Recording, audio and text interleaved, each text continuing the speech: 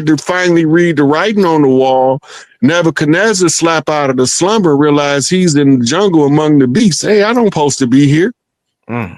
Symbolic of waking your brother up from the slumber by reading the writing on the wall.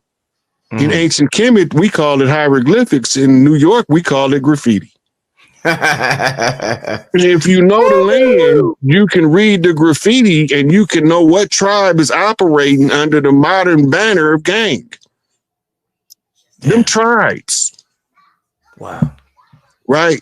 There's no such thing as a gang. A gang is a tribe. It's even in the definition and etymology of the word gang. They tell you it's a tribe or family unit or family group that don't go along with the status quo. Therefore, they don't fit into the system. Right? And then now the gang realized that the tribe, they reconstitute. We was at war. We got murdered, slaughtered. But we ain't died. We multiplied. We baby kids up in here. Who is baby? That's Big Mama. You don't believe me? Go to New Orleans and ask them where baby stay. They're going to be like, which baby? You mean Baby Johnson? Or you talking about Baby Milton over there? That's somebody Big Mama. Damn. And Big Mama kids don't never die. We always multiply because we have to answer the oppression with producing children that's offspring born at inception to solve certain social issues in the general public. If you look at the way that we moved in the 50s and 60s, it's not how we moved in the 70s, 80s, and 90s. Is doing. And then the ones that didn't want to obey the ones that were so-called righteous decided to do what they wanted to do instead of doing what they was told to do. So would you say when we talk about the Council of 12, which is similar to a lot of that particular story from Sumer, the Sumerian story, would you say that Council of 12 is similar to what we say in the Bible, like the Elohim? Like, are the Council of 12, which they say they're the Anunnaki, right? I'm trying to really, in my research and what I study, Mr. Hayes, is that there's so many, like, it's conflated with, there's the Ajiji story conflated with the Anunnaki story, and then it goes into the Bible, like the creation story of the Bible called the Elohim. We would think, okay, that matches the Anunnaki, but then there are also parts of that creation story in the Bible that seems like it's the Ajiji, which is called the fallen, you know, like the story you said about the Enoch. So how do you decipher that? Like, you particularly, when you're talking to somebody who says, well, show me this in the Bible, how do you separate Anunnaki, Ajiji, Elohim? Like, how do you do that? Well, really, the Bible is like potpourri. It's an admixture of Middle Eastern and Egyptian texts put together in Europe to control people. You got to go back to what Constantine said when he created the church, what he was doing. Right? Not what they tell you the church for, what the person that commissioned the church to be created, right, said about why he was creating the church. There's two different paradigms, right? You can't always clearly identify the difference between a Nephilim, fallen one, and a Elohim or Beno Elohim, children of Elohim. You can't always distinguish them in the Bible because even the word God in the Bible is a whole bunch of different words, right? It's not one word throughout the whole Bible that translated as God. They translate different words in different places to be God or Lord according to the narrative they pushing. So you can't always use the Bible as a cohesive reference. One of the things about the Bible is they tell us to worry about the devil. Tell me who the devil killed in the Bible, and I'll wait. And then I can tell you a whole bunch of people that God killed, and I can tell you where he lied at too, because he told Abraham if he found one righteous in Sodom and Gomorrah, he wouldn't destroy it. What did he do? They found Lot there, told him to leave, and blew it all up. Right? That's a bald-faced lie. Five. Okay. Okay. But he got down to 1. No, he came down to 5. Started at 50, came down to 5, not 1. Okay. Who all left? How many people left with Lot when he left Sodom and Gomorrah? 5, but the wife was not righteous. She looked back, so it was only 4. Now you're trying to justify the destruction of Sodom and Gomorrah. I'm trying to tell you the truth. He found 5 people. No, but 1 looked back, so it was only 4. So the only thing he did wrong was look back. Actually, it was 3. Of the 4, 1 looked back. It was Lot, his wife, and his 2 daughters. That was it. It came from 50 to 5. So, okay, I'm gonna let you have that. Yeah. I'm gonna let you have that, but you still can't justify the lie he told Adam when he say, "The day you eat from that fruit, you're gonna die that day." Because the church gonna tell you, "Oh, the essence, all of the essence in Adam died." No, that's a bald-faced lie. Adam was still living and they had kids, so that means that he got lied to. Adam died that day. To be separated from God, there's 2 deaths in the Bible. There's the physical death. I know the dogma. I know the dogma. Revelations chapter 20 brings it out about the second death, of which there's no power over, no Holy Ghost power to deliver from the second death. Okay, yeah. He still lied to him because he didn't die that day. He died that day. He became separate from the soul. He wouldn't have had no children if he'd have died that day, because all his children was after that day. Not physically, he died spiritually. That it don't say that. The book don't say if you eat from the tree that day you will spiritually die. It don't say that. It say you're gonna die the day you eat from that tree. Thank you, brother. I see Rob be watching that, man. Thank you, Rob. But the book implies it. No, it don't. No, it don't. What implies it is you. Y'all always changing the damn narrative, man. Like I say, let the Bible interpret Rod is right, brother.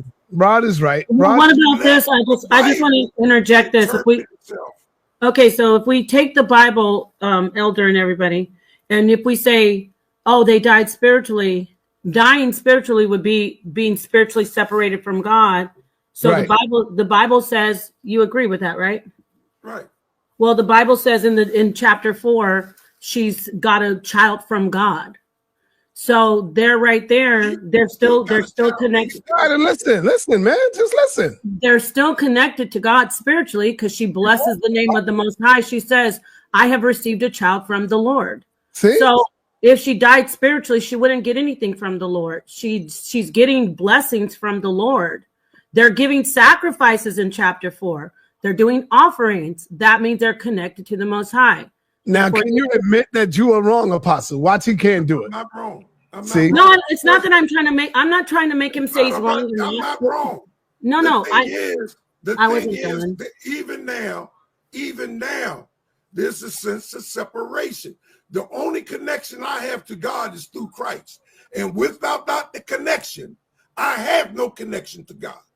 Okay. And I was that connection through Christ, I have no connection to God. So right. what you're saying, Apostle, I was going to finish. Just let me finish.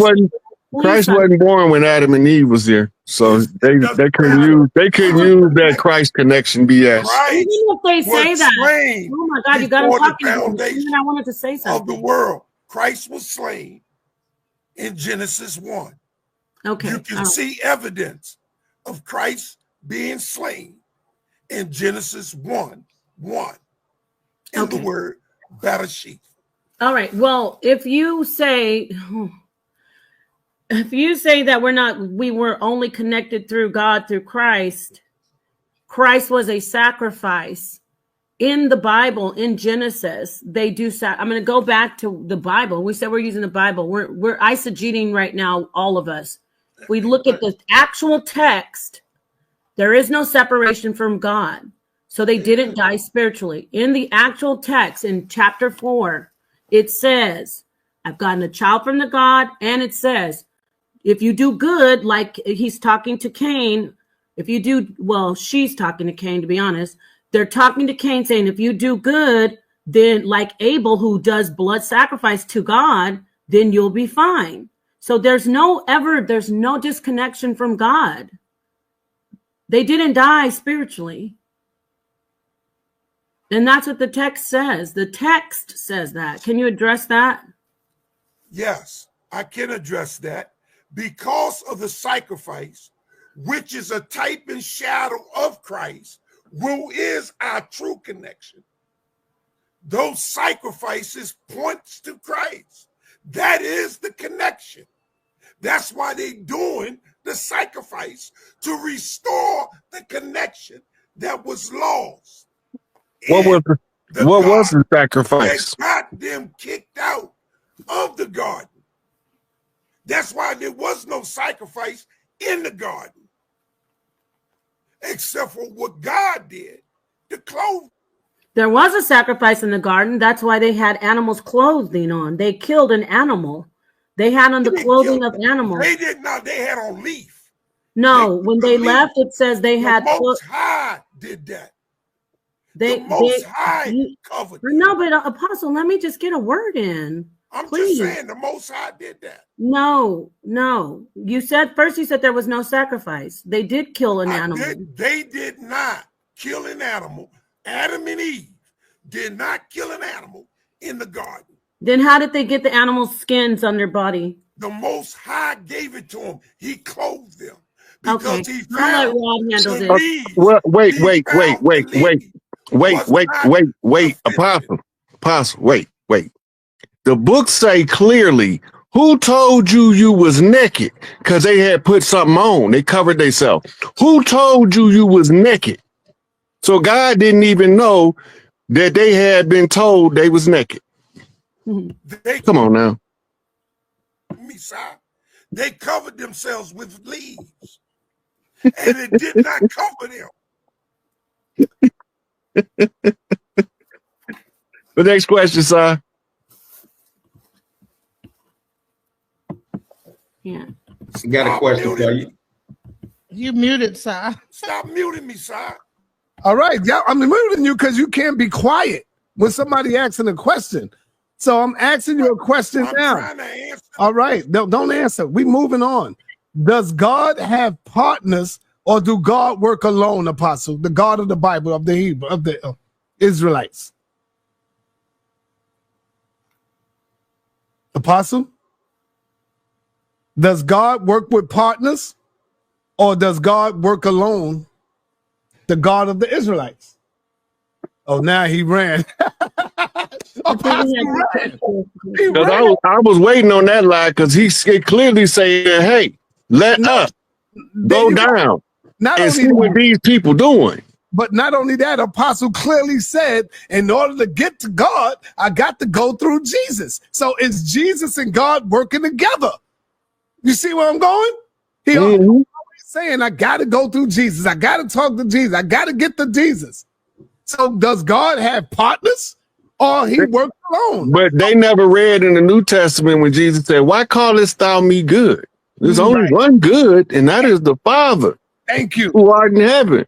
Thank you. Right? But that's one and the same. See, he running. I hope when me and you get this debate in, you don't run from me, brother. You ain't gonna be able to do that. You ain't gonna be able to run from me, man. I'm gonna show you, Apostle, that with my teacher, I got a good teacher, and she taught me very well about this Bible. I speak of none other than Paul, of course. And you're gonna see, brother, that I'm better than you now with these scriptures. Y'all, hey, brother Rod, they used to beat me up, brother. The Hebrew Israelites, now they run from me, brother Rod. They run from me. Look, I'm not trying to run nobody away. I'm not trying to change the way nobody. But hold on, I'm saying this for a reason. I'm not trying to turn nobody away. I'm not trying to run nobody away. I ain't trying to track nobody in. I'm just telling what little bit of information I know, and I don't know it all. Right. I do know how to say when somebody asks the right question, man. I don't know. Let me show you this right quick, and then I'm gonna go on with the next question. I'm gonna let somebody ask you the next question. When I asked them about this right here, Deuteronomy 21:10 about the grape doctrine, about the rape doctrine. He said, no, it's not grape. All right. Well, we can clearly see it is. When you go, I said, oh, so when you going on to war, it's all right. You can go ahead into her. It's still rape. It's still grape. It's still that. It doesn't matter if you're in war or if you're not in war. You taking the woman. It says when you go forth to war against your enemy and the Lord, your God, delivers them. See, God delivered the enemy to the Israelite. And the Lord, your God, right here, let me see. And the Lord your God delivered them into your hands. So God is in on it. The God of the Israelites, he's in on capturing the people because he delivered them into the hands of the Israelites. And you take them captive. If you notice among the captives, a beautiful woman, God is like, yo, hold on, stop. You ain't got to kill her. See, this is me paraphrasing now. Because you see a beautiful woman amongst the captives, the people that you're killing, her mother and her father. Stop. Don't kill her. You ain't got to kill her. He said, and you take the captives. If you notice among the captives, a beautiful woman and are attracted to her, you may take her as your wife. You ain't asking her to be your wife because what the Israelites believe in, if you go into her, then she's automatically your wife. So they make a big thing out of that, saying, no, she becomes a wife. No, nigga, she ain't become a wife because you teach that once you go inside of her with your penis, she's automatically your wife. See the trickery, right? But then, but hold on, that don't apply to what they call goy. Go ahead. In the goyim, that's not in the biblical narrative of the Israeli doctrine. It's in the Talmud and the Mishnah. Okay. All right. Right. And they say that if they have sex with the goy, that's not having sex. Right. Okay. Right. But let me finish breaking this one down. Right. Mm-hmm. And so it says, you may take her into your hands, bring her into your home. See, now once you take her, it's called kidnapping. Once you take her, it's kidnap. So you could, bring her into your home and have her. Make her, have her, make her, shave her head. So when it says have her, you think that woman want to cut her hair off? Hell no. That's her beauty. You think she want to trim her nails? Hell no. That's her beauty. Have her shave her head, trim her nails, and put aside the clothes she was wearing when she was captured. Take off all of those clothes that you was wearing. Get rid of the negative energy. That's what it's saying. After she have lived in your house and mourned her father and mother. Now listen, you kill her father and mother.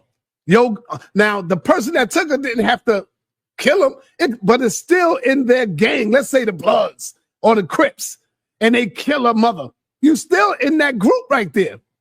And after 30 days, right, for a full month, then you may go in onto her. She will be your wife. See, once you go into her, now she's your wife. But here's the catch. Check it out. If you're not pleased with her, if you don't like the boxing, you're not pleased with her, it's not good enough for you. After you use her up. Yeah, after you use her up, let her go wherever she wishes. You must not sell her or treat her as a slave. Why? Since you have what? Dishonored her. Bingo, right there. You already dishonored her by taking her, by going into her. She could have been a virgin by going in onto her. It's right there in your goddamn Bible, man.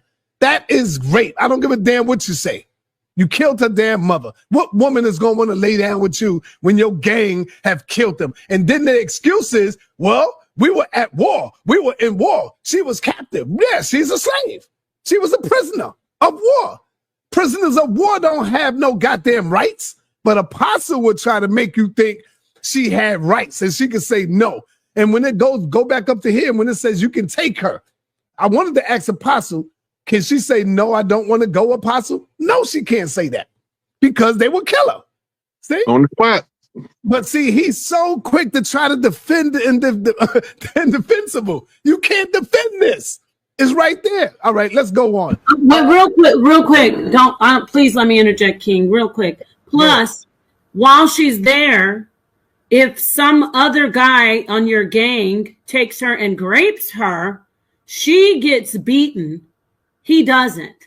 That's in the scripture. Think about that. See, Apostle don't want this smoke with me, man. Because what they do, Brother Rod, is they add to the scriptures. They add to it. And I like when you said, that's not in the scriptures.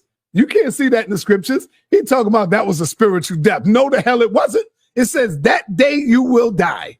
On that day you will die. And it's a surely die. That means ain't no doubt about it. You dead that day. Right. It don't say nothing about no spiritual death. They added that. But anyway, let's move on. Genesis, do you have a question? Yes, I do. Let's go. Okay, so this is going to be a little bit more about like closer to the end. Go ahead. Right. So in the movie Nope, I'm not sure if you see the movie Nope by Jordan Peele.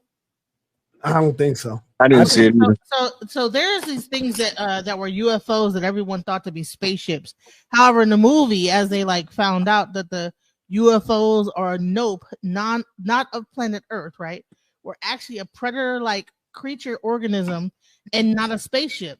Recently, they admitted to UFOs existing in Congress, and they mentioned that they are not sure if the UFOs that are coming up out of that they're coming in contact with are machines or organisms coming up out the sea, flying around, going to nuclear power plants, cutting off and on nuclear reactors.